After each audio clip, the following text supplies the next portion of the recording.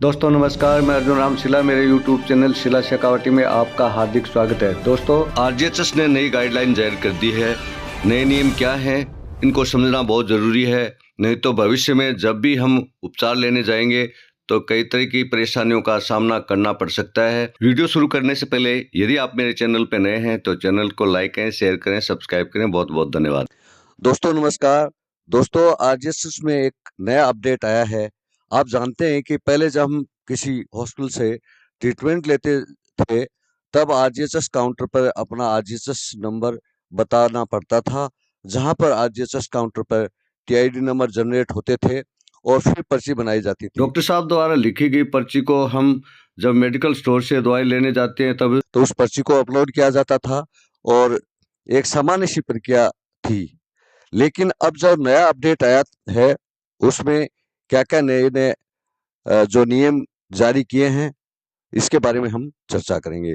तो चलिए, नए अपडेट्स की जो गाइडलाइन है यहाँ पे आप देख रहे हैं, ये जो आदेश है और guideline for the RGHS employed hospital, जो हॉस्पिटल्स है उनके लिए कुछ गाइडलाइन है वो जारी की गई है, जो पूरा इंग्लिश में लिखा हुआ है और इसको समझने के लिए, आसान तरीके से समझने के लिए मैं हिंदी में ट्रांसलेट करके और मैंने इसके बारे में जो एक पीपीटी बना रखी है तो उसके बारे में आप समझेंगे।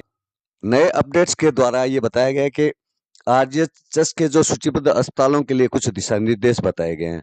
तो इसमें यह बताया गया है कि अगर कोई भी पेशेंट या कोई भी कर्मचारी उपचार लेने जाता है तो उसको लाइव तस्वीर है उसकी खींची जाएगी, या ओपीडी या आईपीडी जो भी है उसमें सबसे पहले जब पर्ची बनवाते हैं तो आपकी पर्ची पे और ये आपकी तस्वीर होगी, लाइव तस्वीर खींची जाएगी। आपको खुद को जाना पड़ेगा। पहला नियम तो ये है। दूसरा ये है कि आपकी जो ओपीडी की जो वॉलेट है, बैलेंस है, यानी आपके जो ओपीडी में आपके जो अकाउंट में अगर 135 रुपये से कम है तो आपकी जो है टीआईडी नंबर है वो जनरेट नहीं होंगे। तो ये जो नए जो नियम है, इस नियमों में जो आने वाले समय में हालांकि ये उपयोगी भी होंगे, लेकिन जो उपचार लेने वालों को कुछ परेशानियों का भी सामना करना पड़ेगा। इसके साथ साथ ये जो प्रणाली है इससे भ्रष्टाचार भी कुछ कम होगा। इस नए नियम के तहत यदि मरीज किसी अन्य सुविधा में सक्रिय है, यानी जहाँ कहीं भी एडमिट है और जब तक डिस्चार्ज नहीं होता है तो तब तक दोबारा है दूसरा वो टीआईडी नंबर है वो जनरेट नहीं हो। और ये जो ओपीडी के मामले में यदि टीआईडी नंबर जनरेट के बाद में अगर 72 घंटे तक उपचार नहीं लेते हैं तो ये डिलीट हो जाता है। इसके बाद में है प्री ऑथराइजेशन अनुरोध। यदि प्री ऑथराइजेशन अप्रूवल तिथि और समय में 72 घंटे के भीतर आरजीएचएस पोर्टल पर मरीज का एडमिशन नहीं किया जाता है, यानी कि जब आपने टीआईडी जनरेट करा दी और उसके बाद में आप इसको एडमिशन अगर 72 घंटे के अंदर अंदर इसका एडमिट नहीं दिखाते हैं तो ये भी जो है टीआईडी नंबर है वो डिलीट हो जाएंगे और आपका आगे की जो प्रोसेस नहीं होगी और मरीज का जो टीपीएस स्तर पर ये प्री ऑथराइजेशन है वो पेंडिंग बोलेगा। इस नियम की जो अगली बिंदु है सी में, मरीज का एडमिशन। मरीज के एडमिशन के समय एक लाइव फोटोग्राफ कैप्चर किया जाएगा जिस पर टीआईडी नंबर, कैप्चर तिथि और समय के लिए अपने आप स्टेप होगा।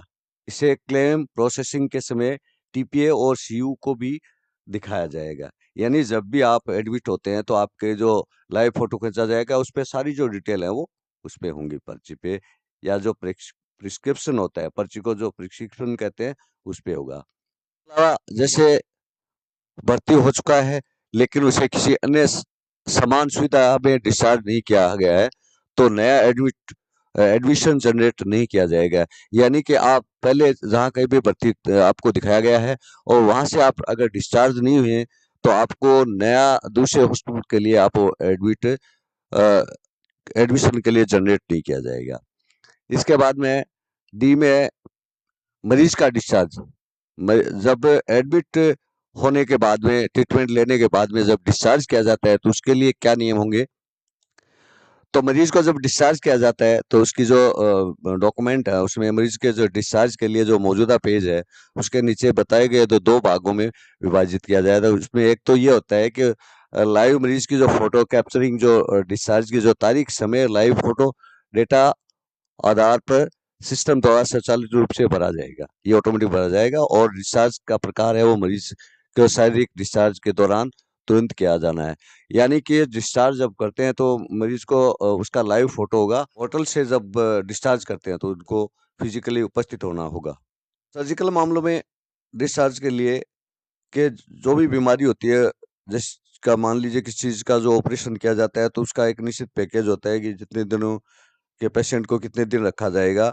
तो इसके एलओएस यानी लेंथ ऑफ स्टे कि कितने दिन तक उसको रखा जाता है।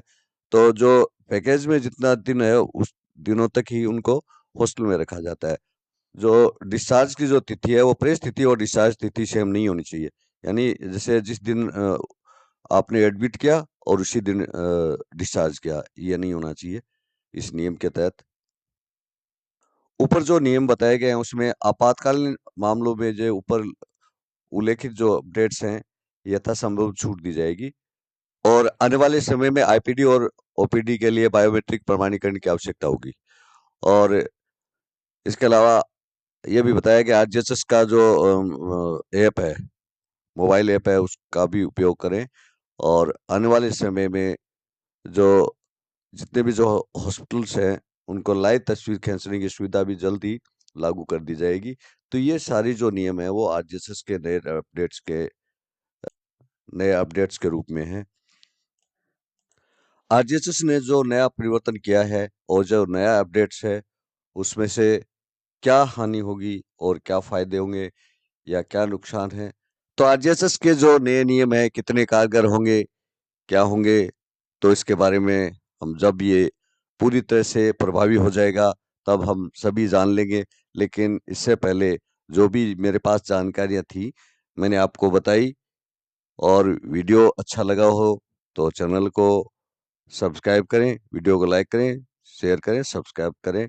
बहुत बहुत धन्यवाद।